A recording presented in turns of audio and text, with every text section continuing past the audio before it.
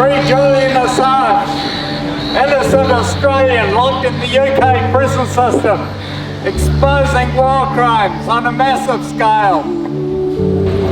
Well, I don't know how many Australians know it, but Julian Assange has effectively been in captivity for nearly 10 years now. At the moment, he's in a British prison, locked in solitary confinement 23 and a half hours every day.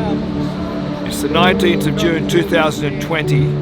It's not the 19th of June 1520. He's being effectively tortured, and the state of Australia, the Australian government, the Labor Party, the Liberal Party have not acted to get him free. They've given lip service only, and what we allow them to do to one innocent Australian, we'll allow them to do to any of us.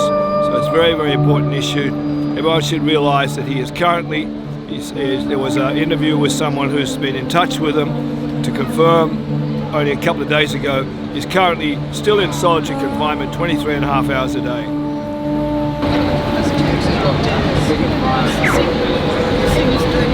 I agree. Good. Thanks, fellas. Thank you. Thank you. I think they get experts to say I don't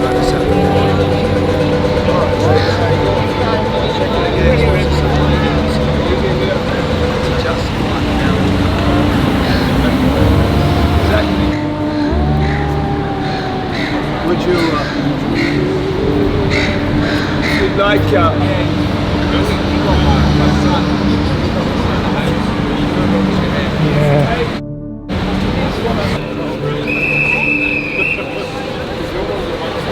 Free Julian Assange! Free Julian Assange!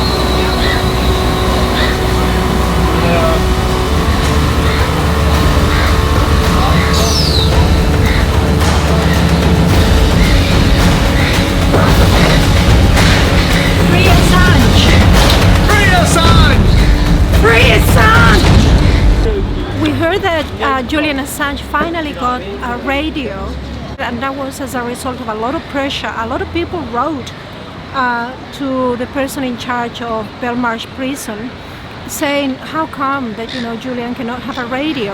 And now that he has it will connect him to the world a bit more, since he's basically 23 and a half hours without having any contact with anyone in his cell. And the other thing is that there's also people being encouraged to call the radio stations in the UK and say, how about you talk about this? He listens to these songs and play those songs so that Julian can feel a little bit more accompanied. So that's a good little happy moment that we had. Yes. Thank you. It's a Reuters journalist. Yes. But I don't like the way that journalist said on the ABC that Julian is not a journalist. Helen Razer, who is one of the Julian Assange supporters, actually was talking about the fact that people say that Julian isn't a real journalist, and in that conversation she cited BuzzFeed. And BuzzFeed, of course, you have to realise, is something that many people say is not real journalism, but it's still out there. So if BuzzFeed can be journalism, well, so too can WikiLeaks. Everybody is a journalist now. Anybody that's on social media is a journalist. Pretty well. Because they're publishing information. But there's one element though that I think it's really important, and it's that journalists are ethical. And Julian is really the best example that we have of people who are ethical in their publication. So you've got to have a code of conduct, you've got to be ethical in what you publish, you've got to be truthful. And that's exactly what he's done. And he's cared for the people, because remember that all of the publications that went out were redacted by him. Night after night. And he has just recently renewed his membership of the Journalists Union of Australia. And he's been a member since about 2008, 2007, 2008. For many, many years he's been a member of that media organization. And you would not be a member of that media organization without being a journalist. So, it's just another smear. That's all what they do. They try to smear Julian constantly. But to me, he's very ethical. He's extremely ethical. Yes, we don't know of anyone more ethical than Julian. WikiLeaks is just a new form of journalism. It's an organisation which allows whistleblowers to safely provide information, and then Julian and WikiLeaks was then giving that information to publications like the New York Times, Der Spiegel, The Guardian, and these are new times. We can see how things are changing so quickly with COVID and all sorts of things. So WikiLeaks is a new type of journalism, and Julian Assange is the man behind it. Also, the media has become increasingly the corporate media, and the corporate media increasingly looks after the military industrial establishment. And what Julian was reporting on struck right in the heart of America's feeding of the military industrial establishment in a way that has never been done before. So really, when he's prejudicing the military industrial establishment, he's in a way prejudicing the corporate media, because it's holding the lamplight directly on them for what they are, and people can see it more and more. The longer this goes on, the more and more apparent it becomes.